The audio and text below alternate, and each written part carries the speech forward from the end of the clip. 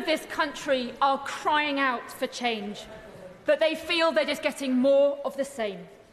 Of course, it was the Conservative Party that wrecked the public finances, but we are 8 months into the new government, and people are left wondering, where is the change that was promised? The Chancellor says that the world is changing, so why won't she change course with it? The Chancellor said she wanted a dash for growth, but with her national insurance jobs tax, she shot herself in the foot before she even crossed the start line. After the government's disastrous budget, the government had the chance today to change direction, to fix our finances, to kickstart growth and deliver a small business budget.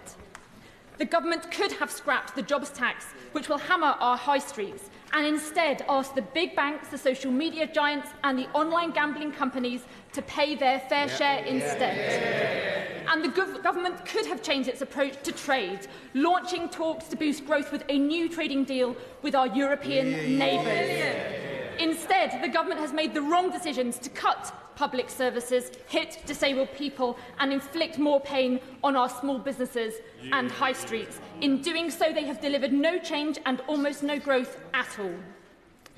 After years of Conservative mismanagement, people can see just how broken our public services are. They can't see a GP, they can't see a dentist, they're fighting for an education plan and they are picking up the pieces of a broken social care system. Everything is broken, nothing works. That is why people are impatient for the change that they were promised. We have to bring the welfare bill down and support more people into work. It's right for people and our economy, but cutting support for someone who needs help getting dressed and washed in the morning isn't just wrong. It does absolutely nothing to support that person into work. And if anything, it does the exact opposite.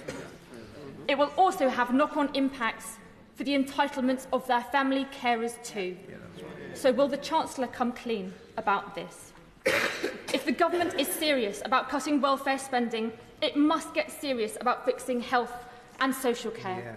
So will the Chancellor speed up the social care review and ensure that it concludes no later than the end of this year? And in her quest to slim down the civil service, I wonder why the Chancellor has not looked at the mountain of red tape created by the last government's terrible trade deal with Europe. A whopping 2 billion extra pieces of paper have had to be completed by businesses since Brexit, enough to wrap around the world 15 times. If we manage to cut the red tape, we can give British businesses a tailwind. We can deliver far more growth than is currently predicted. We can increase the fiscal headroom to deal with global headwinds, and we can free up precious time and money in our civil service. That would be real change. Madam Deputy Speaker, business was promised change too, and today's statement should have been a small business budget. We Liberal Democrats have repeatedly raised the alarm about the impending damage from the national insurance jobs tax, the bigger business rates bills and changes to reliefs for family farms and family businesses. These changes will be a hammer blow to small and family businesses, leaving communities facing the prospect of an epidemic of boarded-up shop fronts. And there'll be a hammer blow to community health and care providers who stop our NHS from falling over. This isn't the change that was promised. So instead, I say again, the Chancellor should look again at much fairer ways to raise the tax revenue our public services desperately need, by reforming capital gains tax more fairly and asking the big banks, the social media giants and the online gambling companies to pay their fair share.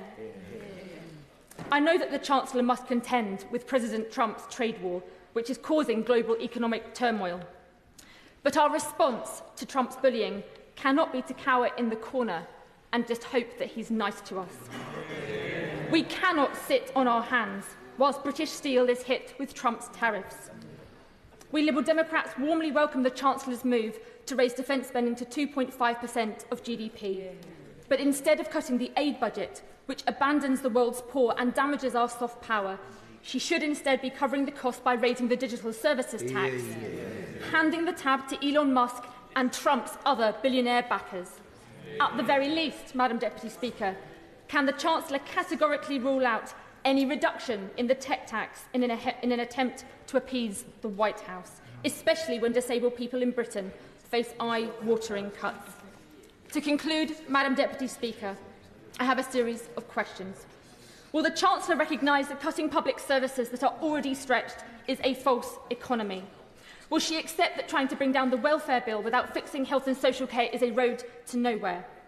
Will she listen to the warnings from small and family businesses that her jobs tax will do more harm than good? Will she look at the fairer ways of raising revenue that we Liberal Democrats have put forward? And will she take the bold action we need to grow our economy by rebuilding our broken trading relationship with Europe? Madam Deputy Speaker, the public were promised change. Where on earth is it?